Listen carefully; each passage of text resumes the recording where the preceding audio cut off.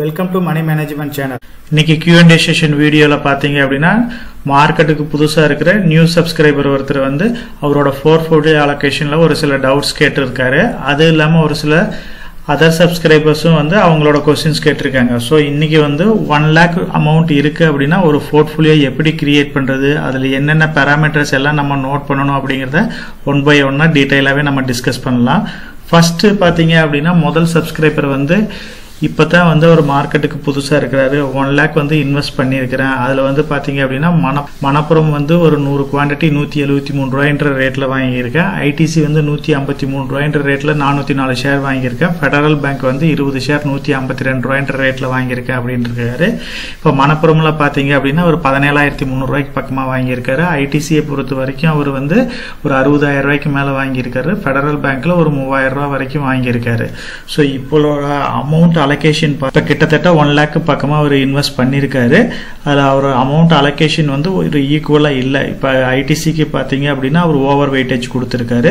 So இந்த over வெயிட்டேஜ்னு பாத்தீங்க அப்படின்னா ஒரு சில நேரத்துல வந்து ஐடிசி நல்லா பர்ஃபார்ம் பண்ணுச்சு அப்படின்னா அவரோட போர்ட்ஃபோலியோ எக்ஸலண்டா இருக்கும். அதே வந்து நெகட்டிவ்ல பர்ஃபார்ம் பண்ணுச்சு அப்படின்னா டோட்டலா வந்து அவரோட போர்ட்ஃபோலியோ வந்து நெகட்டிவ்ல போயிடும். ஸோ இதுல தான் வந்து பேலன்சிங் வேணும். அதாவது அவரோட அமௌண்ட்டை வந்து ஓரளவுக்கு ஈக்குவலா ஸ்பிளிட் பண்ணி இன்னும் ஒரு ஸ்டாக்ஸ் 2 ஸ்டாக்ஸ் ஆட் பண்ணி அதுல வந்து ஈக்குவலா இன்வெஸ்ட் பண்ணுவோம். சப்போஸ் இப்போ 1 lakh இருக்கு அப்படின்னா அதை வந்து இப்போ 20,000 பிரிச்சு ஒரு 5 ஸ்டாக்லயோ இல்ல 25,000 பிரிச்சு ஒரு 4 ஸ்டாக்லயோ அப்படி இன்வெஸ்ட் பண்ணா அப்படின்னா அவரோட போர்ட்ஃபோலியோ வந்து கொஞ்சம் பேலன்ஸ்டா இருக்கும்.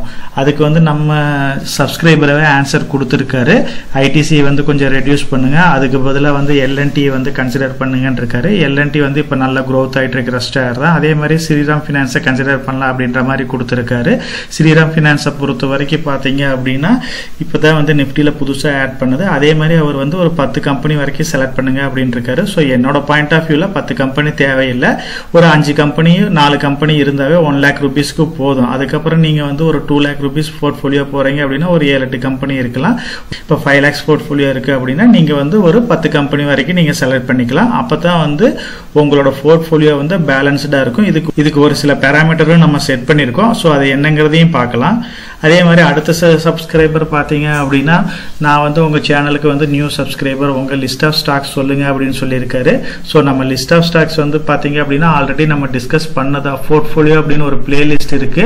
அந்த லிங்க்கும் வந்து பின்னாடி கொடுத்துருக்கேன். அதை ரெஃபர் பண்ணாவே நம்ம இது வரைக்கும் என்னென்ன ஸ்டாக்ஸை வந்து நம்ம டீட்டெயிலாக பார்த்துருக்கோங்கிறது தெரியும். நம்ம எதுவுமே ரெக்கமெண்டேஷனாக கொடுக்கறது கிடையாது. ஏன்னா நம்ம செபி ரிஜிஸ்டர் அட்வைசரும் கிடையாது. அதனால வந்து நம்ம எது வாங்கினா ஃபியூச்சர் நல்லா இருக்கும் அப்படிங்கிறத பற்றி ஒரு எஜுகேஷனல் பர்பஸ்க்கு டிஸ்கஸ் பண்ணிட்டு இருக்கோம். அதே மாதிரி இன்னொரு சப்ஸ்கிரைபர் பாத்தீங்க அப்படின்னா 20 to 30% ரிட்டர்ன் கொடுக்குற மாதிரி 2 to 3 monthsல இருக்கிற ஸ்டாக்ஸ் ஏதாச்சும் சொல்லுங்க, என்னோட போர்ட்ஃபோலியோ நெகட்டிவ்ல இருக்கு அப்படின்ற மாதிரி கேட்டிருக்காரு. டெஃபினட்டா வந்து அந்த மாதிரி நியூஸ் பேஸ்டு ஸ்டாக்ஸை வந்து நம்ம ஐடென்டிஃபை பண்ணக்கூடாது. என்னோட பர்சனல் பாயிண்ட் ஆஃப் வியூல இவர் இந்த மாதிரி ஷார்ட் டேர்ம்ல வந்து ரிட்டர்ன் எதிர்பார்க்கறது தவறு. அதனால வந்து இவர் ஒரு லாங் டேர்ம் இன்வெஸ்டரா வந்தா மட்டும்தான் வந்து மார்க்கெட்ல சக்சஸ் பண்ண முடியும். ட்ரேடராவோ இல்ல ஷார்ட் டைம் இன்வெஸ்டராவோ வந்தாரு அப்படின்னா கண்டிப்பா வந்து அவர் சக்சஸ் பண்ண முடியாது. யாரோ ஒரு சிலர் பண்றாங்கிறதுக்கோசரம் எல்லாருமே அதுல பண்ணிட முடியாது. அதை ரொம்ப எஜுகேட்டட் பர்சன் நல்ல எக்ஸ்பீரியன்ஸ் இருக்கிறவங்க தான் அதை சக்சஸ் பண்ண முடியும். முடிஞ்ச வரைக்கும் இவர் இந்த மாதிரி ஷார்ட் டேர்ம்ல ப்ராஃபிட் பார்க்கறத விட்டுட்டு லாங் டேர்ம் 5 years 10 years இந்த மாதிரி இன்வெஸ்ட் பண்ணி நல்ல ப்ராஃபிட்டை பார்க்கலாம். அதுக்கு தகுந்த மாதிரி ஸ்டாக்ஸையும் வந்து நம்ம சேனல்லே டிஸ்கஸ் பண்றோம். பின்னாடி லிஸ்ட்டும் கொடுத்துருக்கோம், அந்த லிங்கையும் கொடுத்துருக்கோம். அதை ரெஃபர் பண்ணாரு அப்படின்னா ஒரு லாங் டேர்ம் பாயிண்ட் ஆஃப் வியூக்கு அவருக்கு சப்போர்ட்டிவா இருக்கும். அதே மாதிரி வீரான்ற ஐடியில இருந்து நம்ம டிஸ்கஸ் பண்ண ஸ்டாக்கோட லிங்க் கொடுங்கன்னு சொல்லியிருக்கோம். அவர் கேட்டிருக்க மாதிரி லிங்க்கும் பின்னாடி ப்ரொவைட் பண்ணிருக்கிறோம்.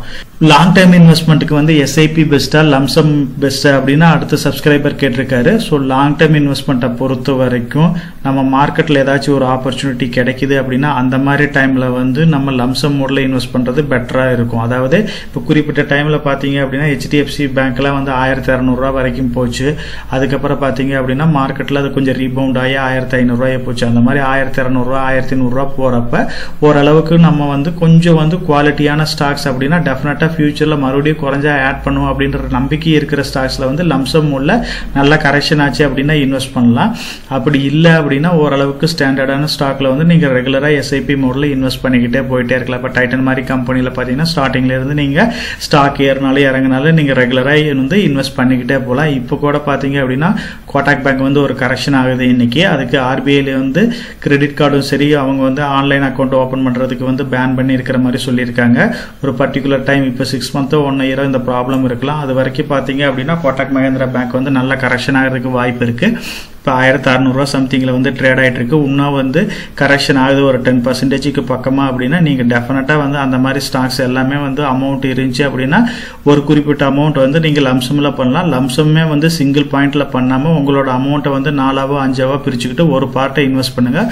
ஒவ்வொரு 10% கரெக்ஷன்லயும் வந்து அடுத்தடுத்த போர்ஷனை இன்வெஸ்ட் பண்ணீங்க அப்படின்னா ஆவரேஜான பிரைஸ்ல வந்து நீங்க வந்து பை பண்ண முடியும். அதே மாதிரி வீரான்ற ஐடியில இருந்து கேட்டிருக்காரு. இப்ப லாங் டேர்ம் ஸ்டாக்ஸை பத்தி சொல்றோம். இப்ப அமர்ராஜா இந்த மாதிரி கம்பெனி எல்லாம் வந்து நல்லா பர்ஃபார்ம் பண்ணுது. நான் லாங் டேர்முக்கு இதை கண்டினியூஸா வந்து வச்சிருக்கணுமா, 10 வருஷம் 20 வருஷம் வச்சு டிவைடண்ட் ஸ்பிளிட் இந்த மாதிரி போறதா, இல்ல ஒரு குறிப்பிட்ட டைம்ல வந்து இது ப்ராஃபிட் புக் பண்ணுமா அப்படின்ற மாதிரி கேட்டிருந்தாரு. என்னை பொறுத்த வரைக்கும் என்னோட போர்ட்போலியோல நான் ஐடென்டிஃபை பண்ற ஸ்டாக்ஸ் எல்லாமே வந்து லாங் டேர்ம் பர்பஸ்க்கோசரம் வந்து செலக்ட் பண்றது தான். எதையுமே வந்து ஷார்ட் டேர்ம்ல வந்து நான் கன்சிடர் பண்ண கிடையாது. நம்ம லிஸ்ட்டை பார்த்தீங்க அப்படின்னாவே உங்களுக்கு கிளியரா தெரியும் அந்த மாதிரி ஸ்டாக்ஸ். இப்போ வந்து பாத்தீங்க அப்படின்னா டைட்டன் கம்பெனி இருக்கு, ஐசிஐசிஐ பேங்க் இருக்கு. இந்த மாதிரி ஸ்டாக் எல்லாம் வந்து நீங்க போர்ட்போலியோல செலக்ட் பண்ணிட்டீங்க அப்படின்னா நீங்க வந்து அதோட growth ஓரியன்டா நீங்க ரெகுலரா விட்டுட்டே இருக்கலாம். அது வந்து கண்டினியூவா இம்ப்ரூவ் ஆகிட்டே தான் போகுது. அது ஃபண்டமெண்டலா கம்பெனியில் ஒரு ப்ராப்ளம் வர்ற வரைக்கும் வந்து அந்த கம்பெனியை வந்து நம்ம செல் பண்ணணும்னு நினைக்க தேவையில்லை. அவங்க ஸ்பிளிட் பண்ணாலும் சரி, போனஸ் கொடுத்தாலும் சரி, அது எல்லாமே நம்ம வந்து யூட்டிலைஸ் பண்ணிக்கலாம். ஸோ அதனால நீங்க ஒரு ஸ்டாக்கை வந்து ஐடென்டிஃபை பண்றதுக்கு முன்னாடியே வந்து அந்த ஸ்டாக்கோட ஃபியூச்சர், பாஸ்ட், ஃபியூச்சர் இது எல்லாமே ஐடென்டிஃபை பண்ணிட்டு அதுக்கப்புறம் பர்ச்சேஸ் பண்ணுங்க. அப்பதான் வந்து நம்ம லாங் டேர்முக்கு ஹோல்ட் பண்ண முடியும். அமரராஜா வந்து இப்ப நல்லா தான் பர்ஃபார்ம் பண்ணிட்டு இருக்கு. இது வந்து பாத்தீங்க அப்படி மார்க்கெட் கேப் ஓரளவுக்கு மீடியமா இருக்கிற கம்பெனி தான். அதனால இந்த கம்பெனி நல்லா பர்ஃபார்ம் பண்ணிட்டு இருக்கு. இந்த கம்பெனியில் இப்போதைக்கு ஹோல்ட் பண்ணுங்க. இன்னும் நிறைய நியூஸஸ் வந்துட்டு இருக்கிறதுனால லித்தியம் அயன் பேட்டரி இதெல்லாம் வந்து கூட இன்னும் தயாரிக்கிற மாதிரி சொல்லிட்டு இருக்கிறதுனால இன்னும் வந்து இந்த கம்பெனி வந்து நல்லா பிரைஸ் ரைஸ் ஆகிறதுக்கு வாய்ப்பு இருக்கு. இவி செக்மெண்ட்ல ஏதாச்சும் ஒரு நெகட்டிவ் நியூஸ் வந்து கரெக்ஷன் ஆகுது அப்படின்னா அந்த மாதிரி டைம்ல வந்து நீங்க வந்து உங்களோட வாங்கின ரேட்டுக்கு இருக்கிற அளவுக்கு ஸ்டாக்கை வந்து நீங்க ப்ராஃபிட் புக் பண்ணிட்டு ரிமைனிங் ஸ்டாக்ஸோட ஹோல்ட் பண்ணலாம். இப்ப இருக்கிற நியூஸஸ் பிரகாரம் வந்து உண்மையாவே நல்ல ரேட் ரைஸ் ஆகுது. ஸோ நீங்க வந்து இப்ப செல் பண்ண தேவையில்லை, வெயிட் பண்ணுங்க. இப்ப நீங்க லாங் டேர்முக்கு நீங்க சொல்ற மாதிரி 10 வருஷம் 20 வருஷங்கிறது வந்து அந்த கம்பெனி பர்ஃபார்ம் பண்றதுல தான் இருக்கு. அது எந்த கம்பெனி, ஐசிஐசி பேங்கே இருந்தாலும் சரி, டைட்டனே இருந்தாலும் சரி, அந்த கம்பெனி நல்லா பர்ஃபார்ம் பண்ணிக்கிட்டே இருக்கு. எந்த ஒரு ப்ராப்ளம் இல்லாம ஸ்டெடியான growth-ஐ கொடுக்குதுன்னா மட்டும் தான் நம்ம மெயின்டைன் பண்ண முடியும். இப்போ எஸ் பேங்கே பாத்தீங்க அப்படின்னாலும் ஒரு கட்டத்தில் நல்லா பர்ஃபார்ம் பண்ணிச்சு, திடீர்னு ஃபால் ஆகி நெகட்டிவ் நியூஸஸ் நிறைய வந்துச்சு. அதை வந்து நம்ம கடைசி வரைக்கும் வச்சிருந்தோம் அப்படின்னா பெரிய லாஸ் வரும். ஸோ அந்த மாதிரி நெகட்டிவ் நியூஸ் வர்றப்ப நம்ம அந்த கம்பெனியை விட்டு எக்ஸிட் ஆகிறது பெட்டரான ஆப்ஷனா இருக்கும். குவாலிட்டியான கம்பெனியை செலக்ட் பண்ணிட்டோம் அப்படின்னாலும் மார்க்கெட்ல கரெக்ஷன் ஆனாலும் நம்ம ஃபண்டமெண்டலா ஸ்ட்ராங்கா இருந்தா பை பண்ணிக்கிட்டே இருக்கலாம். இப்போ இன்ஃபோசிஸ் கூட பாத்தீங்க அப்படின்னா 700 800 ரூபாயில நம்ம பை பண்ணோம். இப்போ நல்ல ரேட்ல தான் இருக்கு. ஸோ இந்த மாதிரி குவாலிட்டியான கம்பெனியை செலக்ட் பண்ணி லாங் டேர்முக்கு டெஃபினட்டா வெயிட் பண்ணலாம். நம்ம சேனல்லயே பாத்தீங்க அப்படின்னா போர்ட்ஃபோலியோ அப்படின்னு ஒரு பிளேலிஸ்ட் இருக்கு. இதுல வந்து ஒரு போர்ட்ஃபோலியோல எவ்வளவு ஸ்டாக்ஸ் இருக்கணும், ஒரு 1 crore போர்ட்ஃபோலியோ எப்படி கிரியேட் பண்றது, ஒரு லாங் டேர்ம் இன்வெஸ்டரா எப்படி வர்றது, ஒரு ஸ்டாக்ல வந்து எவ்வளவு இன்வெஸ்ட் பண்ணலாம், ஒரு ஸ்டாக்கை செலக்ட் பண்றதுக்கு முன்னாடி என்னென்ன பேராமீட்டர்ஸ் எல்லாம் செக் பண்ணணும், இதை பத்தி டீடைலாவே அனலைஸ் பண்ணிட்டு இருக்கிறோம். அதோட லிங்க் வந்து பின்னாடி கொடுத்துருக்கு.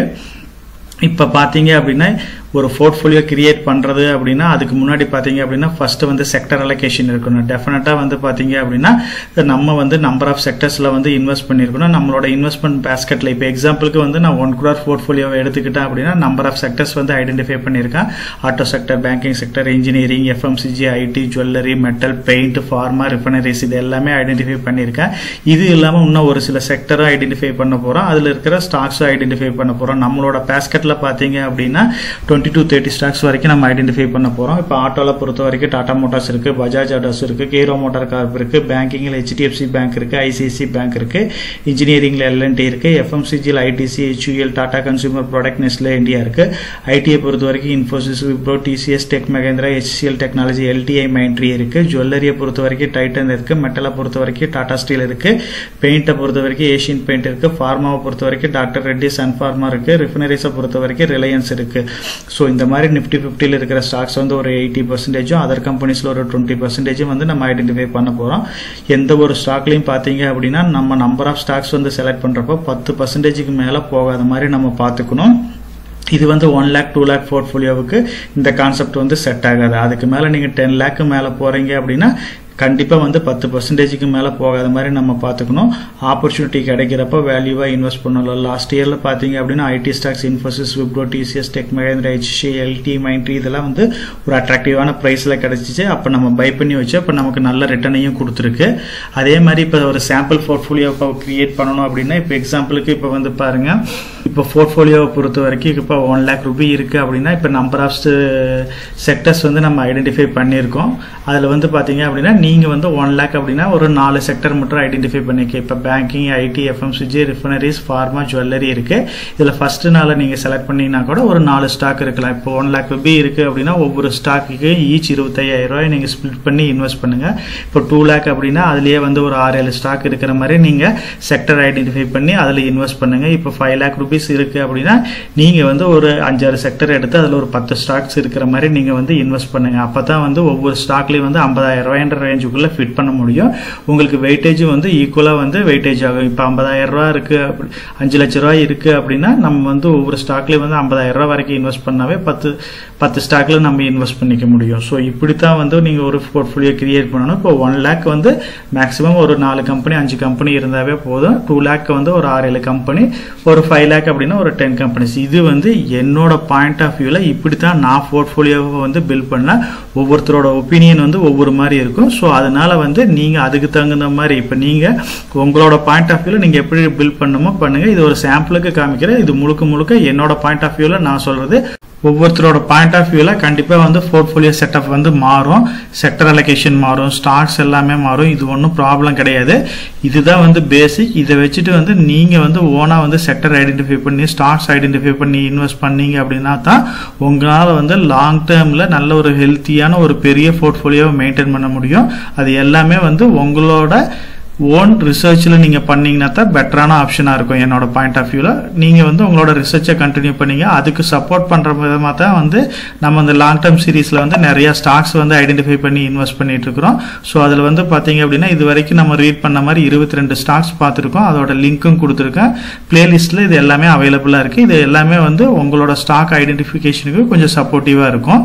நம்ம சேனலை பொறுத்த வரைக்கும் நம்ம சேனலை வந்து சப்ஸ்கிரைப் பண்ணிட்டு ஒரு 50% பாக்குறாங்க, சப்ஸ்கிரைப் பண்ணாம ஒரு 50% பார்த்துட்டு இருக்காங்க. சப்ஸ்கிரைப் பண்ணாதவங்க நம்ம சேனலை வந்து சப்ஸ்கிரைப் பண்ணி சப்போர்ட் பண்ணுங்க.